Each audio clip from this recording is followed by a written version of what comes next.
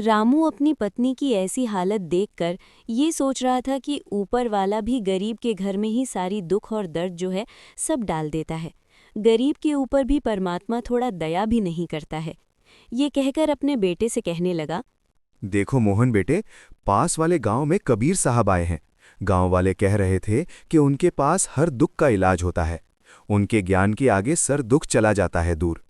मैं ये सोच रहा हूं कि हमारे पास पैसे तो नहीं है, तुम्हारी माँ को हम अच्छे से वैद्य के पास तो नहीं ले जा सकते, पर कबीर साहब से प्रार्थना करके तुम्हारी माँ से जरूर मिलवा दें। क्यों ना उससे तुम्हारी माँ को कुछ राहत मिल जाए।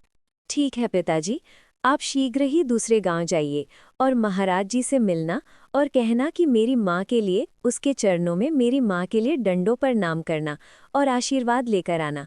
महाराज जी आशीर्वाद लेकर आप शीघ्र ही आ जाना।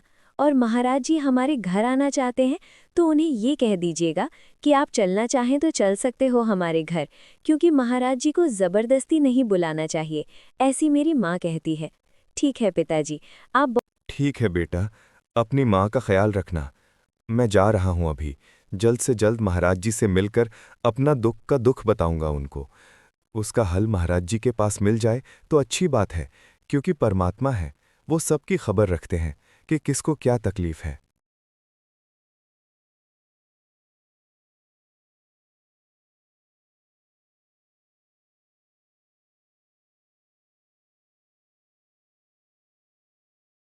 उससे भी ज्यादा भारी था। चलते चलते उसके दिमाग में बस एक ही ख्याल घूम रहा था, भगवान, मेरी पत्नी बहुत बीमार है, बस वो जल्द से जल्द ठीक हो जाए। हर सांस के साथ उसे उसकी पत्नी का पीला चेहरा याद आ रहा था, कमज़ोर आवाज़ में पुकारता हुआ नाम और दवा के बिना तड़पती हुई उसकी हालत।